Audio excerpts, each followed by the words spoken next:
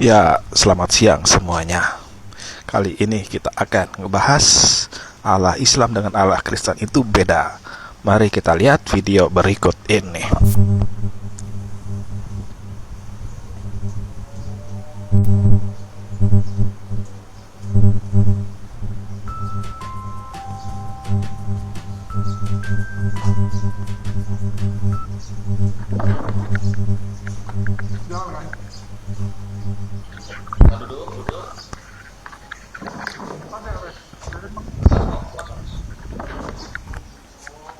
Jalan kan?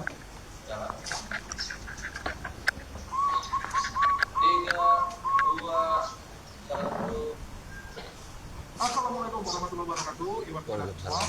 Di kesempatan kali ini kita tampil berbeda nih teman-teman ya. Kita main ke sebuah gereja, yaitu gerejanya Pendeta Jakob Sulistyo. Sebelumnya shalom Pak Pendeta. Shalom. Ya, jadi beliau ini adalah seorang pendeta yang menurut saya ya sangat luar biasa, karena tindakan beliau itu berani melawan arus yang kita tahu bahwa biasanya teman-teman orang yang lawan arus itu biasanya mati duluan. Tapi beliau berani melawan arus yang sangat keras ini. Ya, arus apa nanti kita akan bahas. Ya, jadi mungkin boleh perkenalkan diri dulu Pak.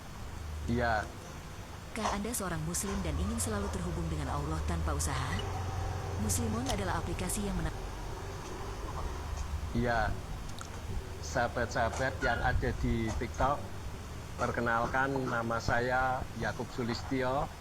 Saya gembala sidang dari Gereja Pemulihan Firman Surya Kebenaran di bawah Gereja Pemulihan Firman sebagai majelis pusatnya. Mantap. Dan pusatnya di Ambarawa. Pusatnya di sini. Iya. Di Ambarawa ya. Jadi kita ini sekarang kalau teman-teman lihat tabnya ini ada di gereja Pak Yakub yang ada di Ambarawa. Kalau boleh tahu nih Pak, ini pertama sekalinya ada yayasan atau ormas Islam yang datang atau sudah pernah sebelumnya? Dari Pondok Pesantren ya, pernah datang satu kelas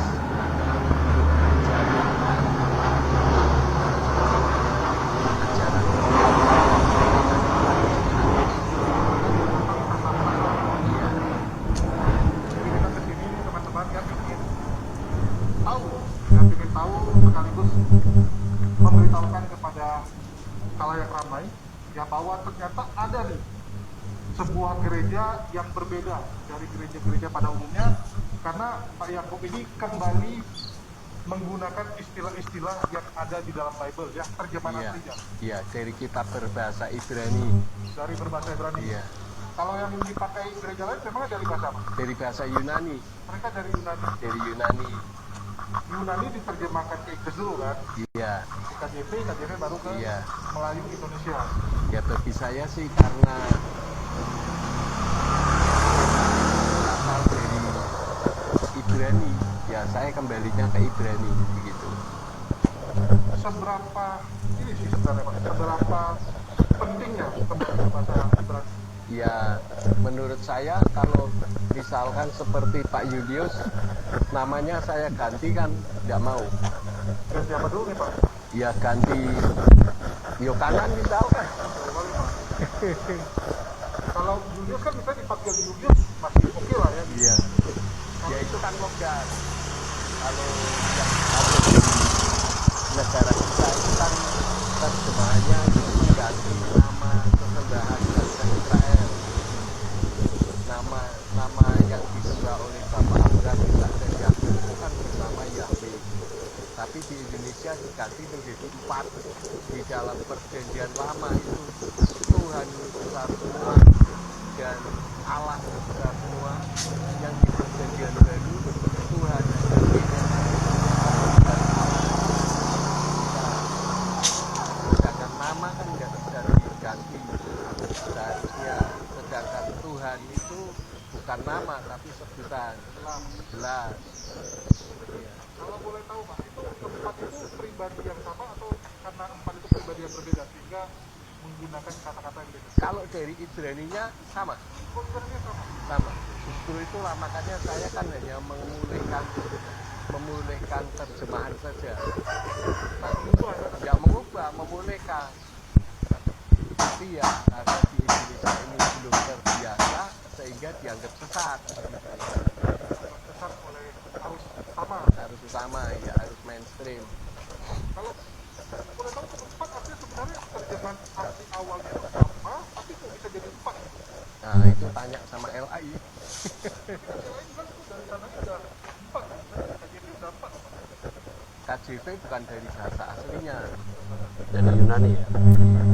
English version bahasa Inggris itu. Kalau boleh tahu juga. Itulah dia mengatakan bahwa nama Tuhan tidak boleh diganti, yaitu Yahweh. Tapi di Indonesia diganti jadi Allah. Jadi seolah-olah Allah ini Tuhannya umat Kristen sama dengan Tuhannya umat Islam, kan gitu. Mari kita bantah bahwa Allah Kristen dengan Allah Islam itu berbeda dengan video berikut ini.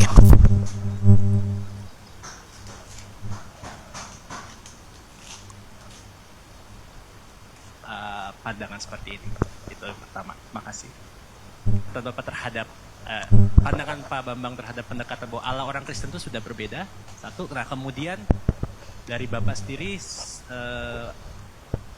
opsi atau bagaimana pendekatan Gereja Timur terhadap pandangan seperti ini. Itu pertama. Makasih.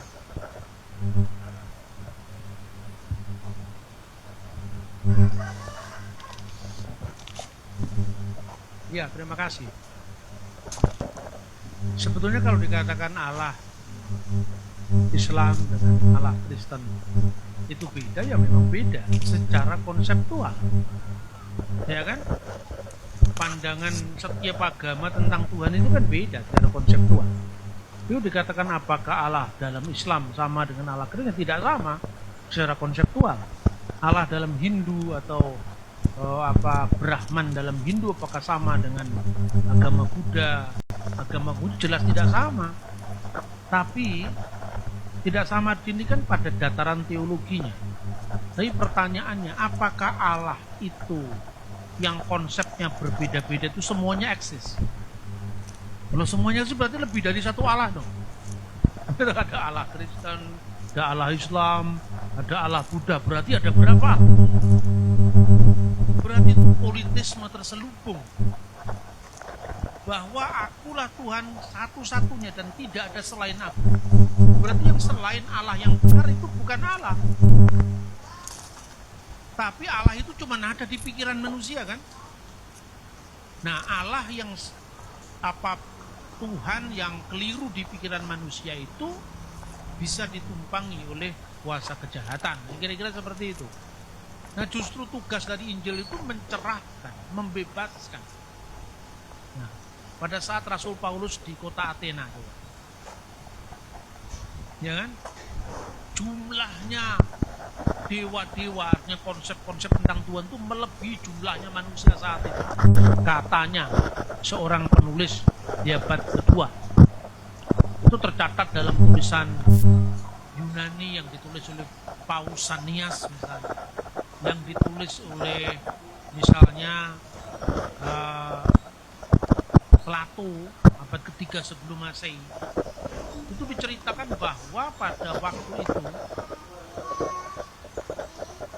kota Athena itu mendapatkan wabah penyakit yang mematikan, mirip pandemi yang sekarang, kira-kira seperti itu.